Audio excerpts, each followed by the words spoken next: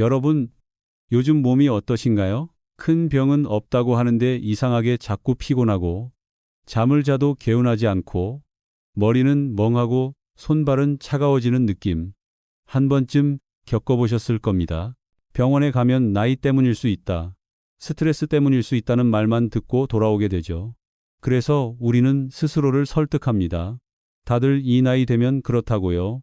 그런데 상담을 하다 보면 이런 분들이 많습니다. 저는 짜게 안 먹어요.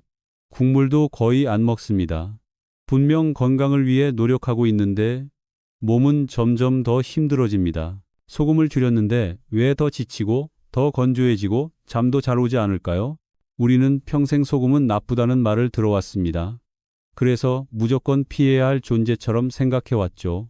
하지만 정말 그럴까요? 눈물도, 땀도, 피도 모두 짭짤합니다. 우리 몸의 모든 물이 그렇습니다. 이 사실은 소금이 우리 몸에 꼭 필요하다는 아주 단순한 신호입니다. 오늘 이 영상에서는 소금을 많이 먹으라고 말하려는 것이 아닙니다. 다만 우리가 너무 당연하게 믿어온 상식이 혹시 몸의 균형을 깨뜨리고 있지는 않은지 그 이야기를 차분히 나눠보려 합니다. 몸이 보내는 신호에 귀를 기울이며 다시 기본으로 돌아가 보는 시간, 지금부터 함께 시작해 보겠습니다. 저는 오랜 시간 동안 사람들의 몸과 삶을 가까이에서 지켜보며 건강 상담을 해온 사람입니다. 병원 진료실뿐 아니라 일상 속에서 만나는 수많은 중년과 어르신들의 이야기를 들어왔습니다. 고혈압, 불면, 만성 피로처럼 이름은 다르지만 결국 비슷한 고민을 안고 계신 분들이 많았습니다. 검사 결과는 괜찮다고 나오는데 몸은 분명히 예전 같지 않다는 이야기들이었죠. 제가 중요하게 생각하는 것은 병의 이름보다 그 사람의 생활과 몸이 보내는 신호입니다. 무엇을 먹고, 어떻게 자고, 어떤 감정을 안고 살아왔는지 그 모든 것이 몸에 그대로 남는다고 믿기 때문입니다. 오늘 이 시간에는 전문가로서 위에서 내려다보는 이야기가 아니라 같은 삶을 살아가는 한 사람으로서 여러분의 몸을 이해하는 데 도움이 될 수 있는 이야기를 나누고자 합니다. 1. 소금은 생명의 뿌리입니다. 소금 이야기를 하면 많은 분들이 먼저 얼굴을 찌푸리십니다.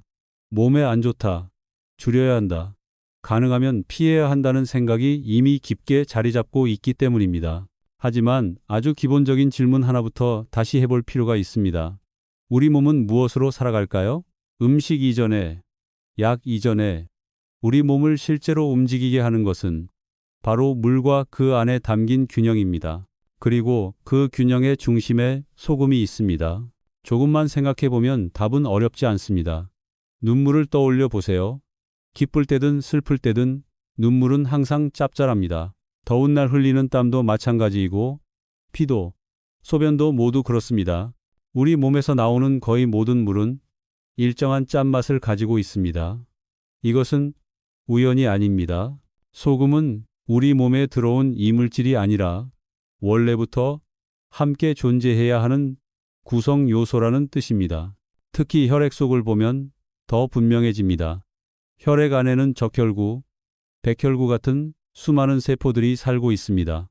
이 세포들은 아주 민감해서 일정한 환경이 유지되지 않으면 바로 기능을 잃습니다.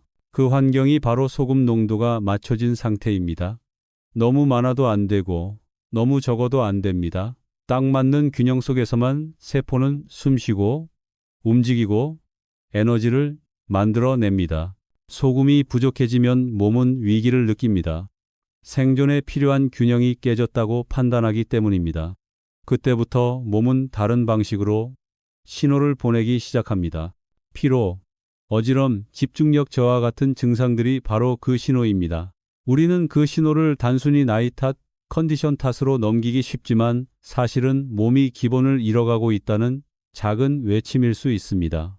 그래서 소금은 선택사항이 아닙니다. 많이 먹어야 할 대상도 무조건 피해야 할 대상도 아닙니다. 소금은 그저 생명이 유지되기 위해 반드시 필요한 바탕입니다. 이 바탕을 이해하지 못하면 아무리 좋은 음식을 먹고 아무리 좋은 약을 먹어도 몸은 쉽게 회복되지 않습니다. 건강은 거창한 비법에서 시작되지 않습니다. 가장 기본적인 균형을 존중하는 것, 바로 그 지점에서부터 시작됩니다. 2. 짜게 먹는 것과 싱겁게 먹는 것의 진짜 차이. 우리는 오랫동안 짜게 먹는 것이 건강에 나쁘다고 배워왔습니다. 그래서 자연스럽게 싱겁게 먹는 것이 무조건 좋다 라는 공식이 머릿속에 자리 잡았습니다. 하지만 실제 상담 현장에서 사람들의 몸을 오래 지켜보다 보면 이 공식이 항상 맞지는 않는다는 사실을 자주 마주하게 됩니다. 문제는 짜게 먹느냐, 싱겁게 먹느냐가 아니라 그로 인해 몸 안에서 어떤 변화가 일어나는지를 이해하지 못한 데 있습니다. 먼저 짜게 먹었을 때 몸에서 일어나는 일을 살펴보겠습니다. 음식을 지나치게 짜게 먹으면 혈액 속 소금 농도가 높아집니다. 그러면 몸은 스스로를 보호하기 위해 물을 끌어들입니다. 농도를 맞추기 위해서입니다. 그 결과 혈관 안에 흐르는 혈액의 양이 늘어나고 이 상태가 오래 지속되면 혈압이 올라갈 수 있습니다. 그래서 짜게 먹으면 고혈압이 온다는 말은 분명히 근거가 있습니다. 이 부분은 부정할 수 없습니다.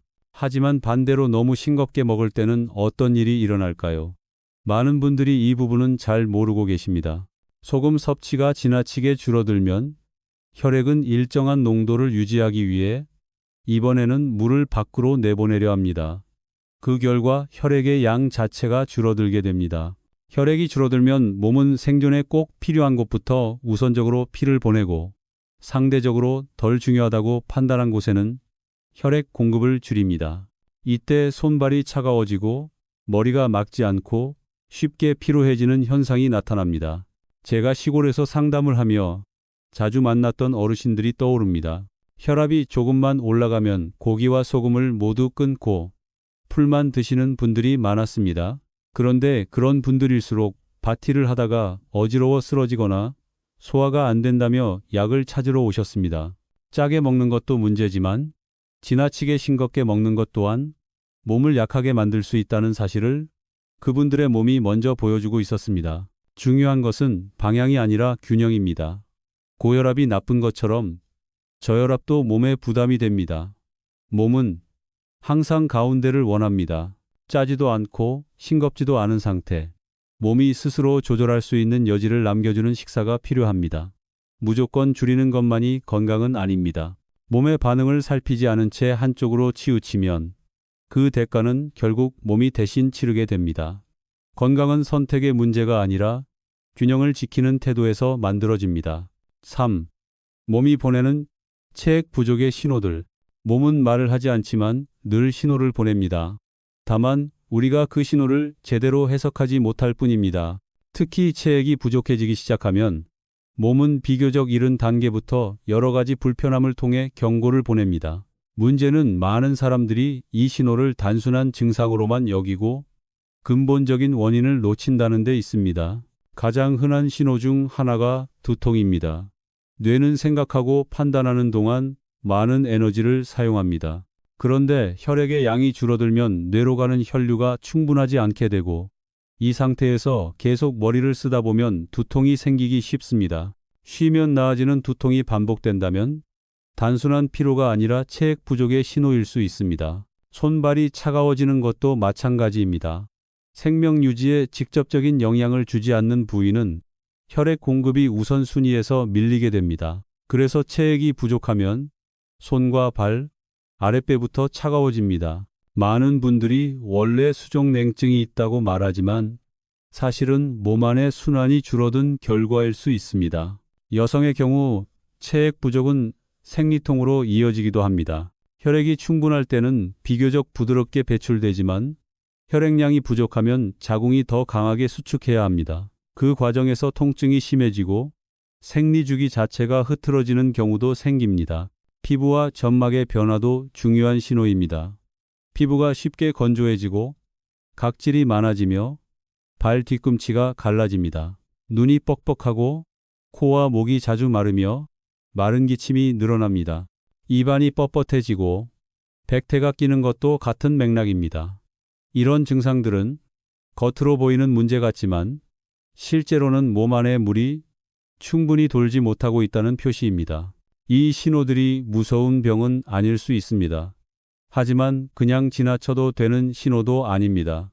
몸은 병이 되기 훨씬 전부터 이렇게 작은 불편함으로 우리에게 말을 걸어옵니다. 그 목소리에 조금만 더 귀를 기울인다면 약보다 먼저 회복의 실마리를 찾을 수 있습니다. 4. 물을 마셔도 왜 갈증이 사라지지 않을까? 갈증이 느껴질 때 우리는 자연스럽게 물을 떠올립니다. 그래서 많은 분들이 물을 많이 마시면 괜찮아지겠지 라고 생각하며 하루 종일 물병을 옆에 두고 지내십니다. 그런데 이상하게도 물을 자주 마시는데도 입은 계속 마르고 금세 화장실에 다녀와야 하고 갈증은 쉽게 사라지지 않습니다. 이럴 때 대부분은 더 많은 물이 필요하다고 생각하지만 문제의 핵심은 물의 양이 아닐 수 있습니다. 우리 몸은 단순히 물을 마신다고 해서 그 물을 모두 활용하지 않습니다. 물을 잡아두고 순환시키려면 그 물을 담을 그릇이 필요합니다. 그 그릇 역할을 하는 것이 바로 적당한 소금과 단백질, 그리고 근육과 결합 조직입니다. 이 중 하나라도 부족하면 물은 몸에 머무르지 못하고 빠르게 빠져나가 버립니다. 그래서 물을 마시자마자 소변이 잦아지고 갈증이 반복되는 것입니다. 특히 어르신들 중에는 입이 마르다고 하면서도 물을 거의 드시지 않는 분들이 많습니다. 화장실 가는 것이 번거롭다는 이유 때문입니다. 그런데 이런 경우 사실은 이미 몸이 물을 흡수하지 못하는 상태일 가능성이 큽니다. 오랫동안 싱겁게 먹고 단백질 섭취가 줄어들고 활동량이 적어지면 근육이 줄어들고 물을 붙잡을 힘도 함께 약해집니다. 그 결과 몸은 점점 마른 상태로 굳어갑니다. 이럴 때 무작정 물만 늘리는 것은 큰 도움이 되지 않습니다. 오히려 몸은 더 혼란스러워질 수 있습니다. 필요한 것은 물 자체가 아니라 물이 머물 수 있는 환경을 다시 만들어주는 일입니다. 그 안에는 소금의 균형, 충분한 영양, 그리고 움직임이 함께 포함됩니다. 갈증은 단순한 목의 문제가 아니라 몸 전체의 균형 상태를 알려주는 신호라는 점을 기억할 필요가 있습니다. 5. 소금물은 약이 아닙니다. 기본입니다. 소금물에 대해 이야기하면 많은 분들이 곧바로 이렇게 묻습니다. 그럼 소금물을 마시면 병이 낫나요? 하지만 이 질문부터가 방향이 조금 어긋나 있습니다. 소금물은 약이 아닙니다. 병을 고치기 위한 특별한 처방도 아닙니다. 소금물은 그저 몸이 정상적으로 작동하기 위해 필요한 아주 기본적인 조건을 다시 마련해주는 도구에 가깝습니다. 우리가 강조해야 할 원칙은 단순합니다. 음식은 지나치게 짜지 않게, 그러나 몸에 부족해진 소금은 물의 형태로 부드럽게 보충하는 것입니다. 특히 국물이나 따뜻한 물에 소금을 아주 소량 섞어 마시는 방식은 몸에 부담을 덜 주면서 체액의 균형을 돕습니다. 아침에 일어나 몸이 굳어 있고 입안이 마른 상태일 때 따뜻한 소금물 한 잔은 밤사이 줄어든 체액을 천천히 깨워주는 역할을 합니다. 다만 누구에게나 같은 방법을 적용할 수는 없습니다. 오랫동안 몸이 약해져 있거나 점막이 많이 마른 분들은 소금물이 속을 불편하게 만들 수도 있습니다. 심장이 약한 분이나 신장 기능이 좋지 않은 분들도 갑자기 체액량이 늘어나면 부담이 될 수 있습니다. 이런 경우에는 아주 소량으로 시작해 몸의 반응을 살피며 천천히 늘려가는 것이 중요합니다. 또 한 가지 기억해야 할 점은 소금물만으로 건강해질 수는 없다는 사실입니다. 소금은 어디까지나 기본입니다. 기본이 바로 서야 그 위에 음식, 수면, 운동이 제대로 쌓일 수 있습니다. 소금물을 마신다는 행위 자체보다 더 중요한 것은 내 몸의 상태를 관찰하고 균형을 잃지 않으려는 태도입니다. 그 태도가 건강을 지키는 가장 현실적인 출발점이 됩니다. 6. 고혈압과 소금. 정말 적인가요? 고혈압 이야기가 나오면 소금이 가장 먼저 지목됩니다. 그래서 많은 분들이 혈압이 조금만 올라가도 바로 소금을 끊으려고 합니다. 물론 짜게 먹는 식습관이 혈압을 올리는 경우도 분명히 있습니다. 음식이 지나치게 짜고 몸 안에 노폐물이 쌓여 순환이 잘 되지 않는 상태라면 소금을 줄이는 것이 맞습니다. 하지만 모든 고혈압이 같은 원인에서 비롯되는 것은 아닙니다.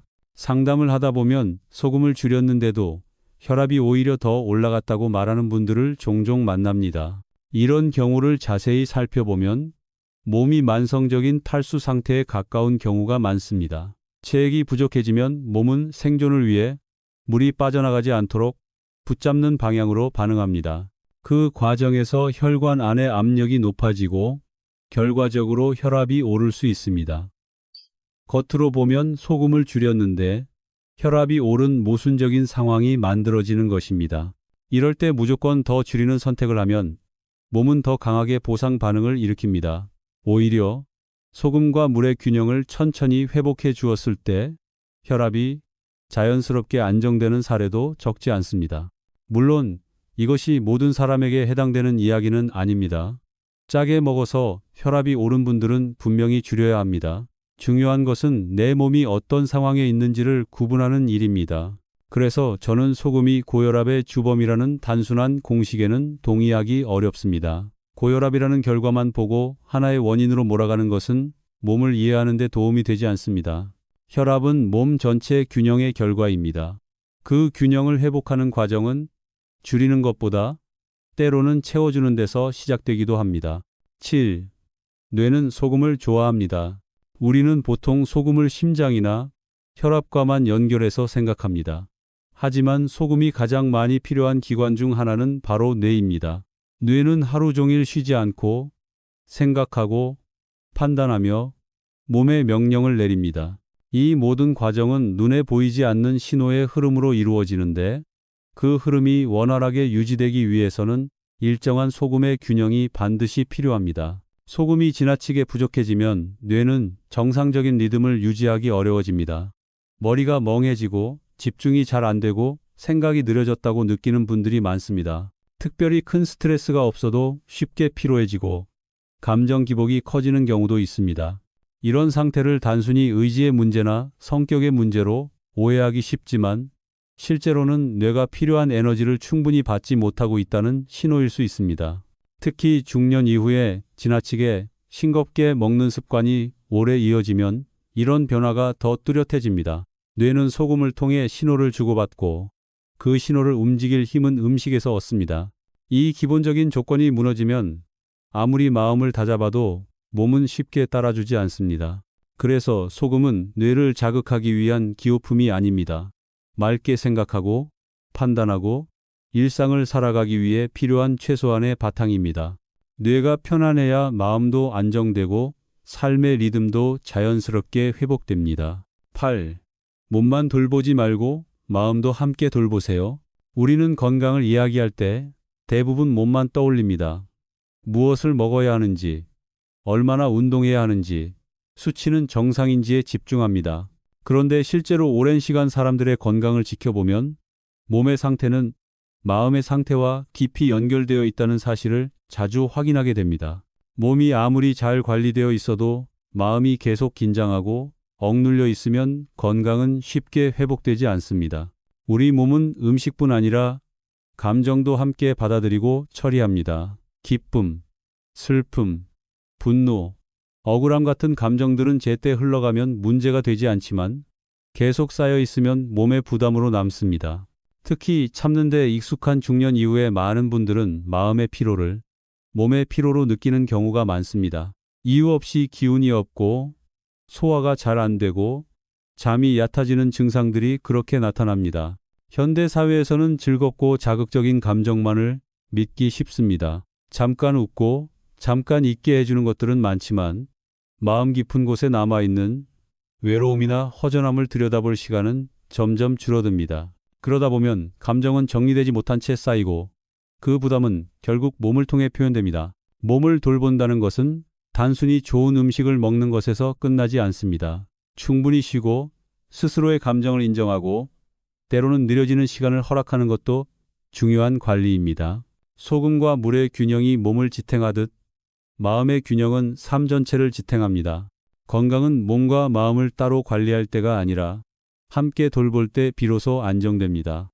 9.